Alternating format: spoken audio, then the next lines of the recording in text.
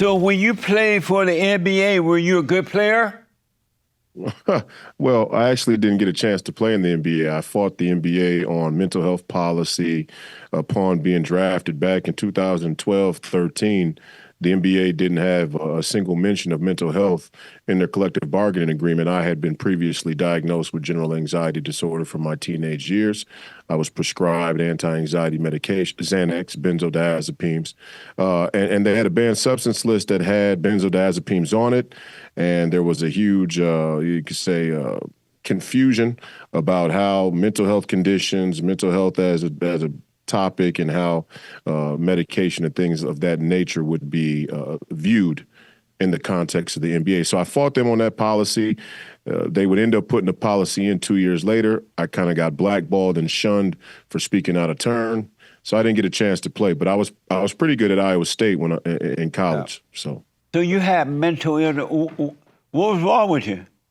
Well, I wouldn't call it mental illness in the common sense. I suffer from what they call generalized anxiety disorder. And my first panic attack stemmed from smoking marijuana my first and only time. Thank God. Actually, anxiety has been a blessing in that because my first panic attack sprang from smoking marijuana for the first time when I was around 16 years old.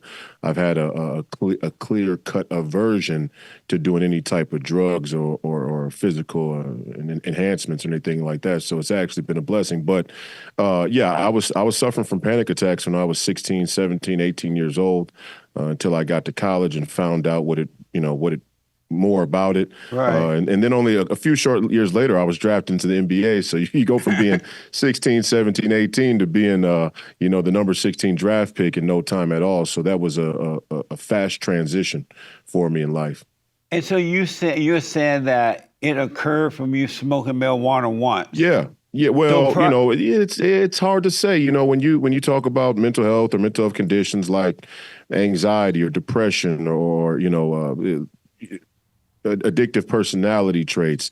Right. Maybe I was suffering from anxiety when I was a child. I didn't know what to call it. It certainly started to feel different when I got to be 16 years old and I suffered from my first full-blown panic attack. And so I guess I could look back on my childhood years and identify, certain things that would indicate that I had anxiety even then. I had what you would call the precursors of anxiety, or I was predisposed for anxiety. But certainly after I smoked weed the first time, I had a massive panic attack. I would have 3-4 panic attacks a day for about 4 or 5 months straight, where I thought I was dying and having a heart attack 3 times a day, which was really intense and traumatic. Yeah, but I survived it.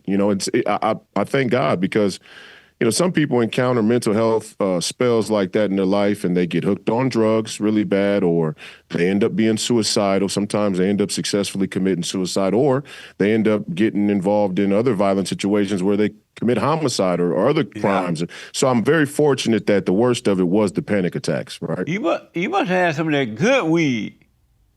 I don't know how good it was on a scale of 1 to 10 because it was the only time I've ever smoked it. So it might have been good. I might have just been a newbie. Yeah. And so, do you still have the panic attacks? No, man, that's interesting. I have, in certain situations, very rarely. I think the best thing for my anxiety in general was clarifying my own views of the world. And I was saying yesterday on my podcast that there was a moment where I wrote down my life story, and it really helped clarify things for my anxiety. And by writing down my life story, I was able to look at what had happened in my own life and start to formulate my views about my own life, but then what I wanted to do going forward as well. And that helped lead to politics and some of the things I'm doing now. So it's been a great heal. It's been a great remedy to my anxiety to clarify my own thoughts about the world and life. So.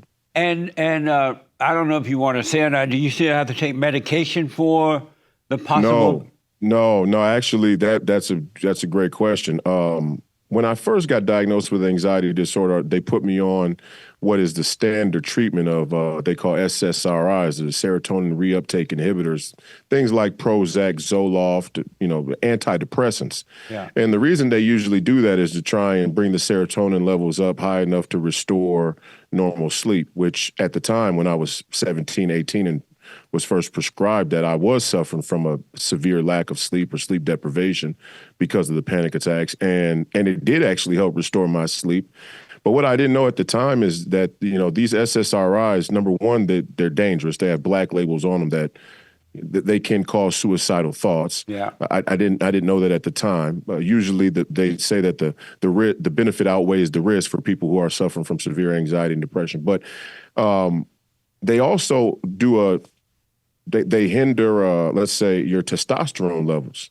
And so I can go back now and listen to myself talk when I was 18, 19, 20, 21, even as far as being like 24 years old, and the effects of those antipsychotic or psychiatric medications. And I just cut them off cold turkey. I had an instinct personally where I was like, something's not right about this. And, that was... The antidepressants weren't an issue, but like Jordan Peterson, when you try and get off of benzodiazepines, that can be dangerous. It can actually be fatal. So I had a little bit of a struggle at one point.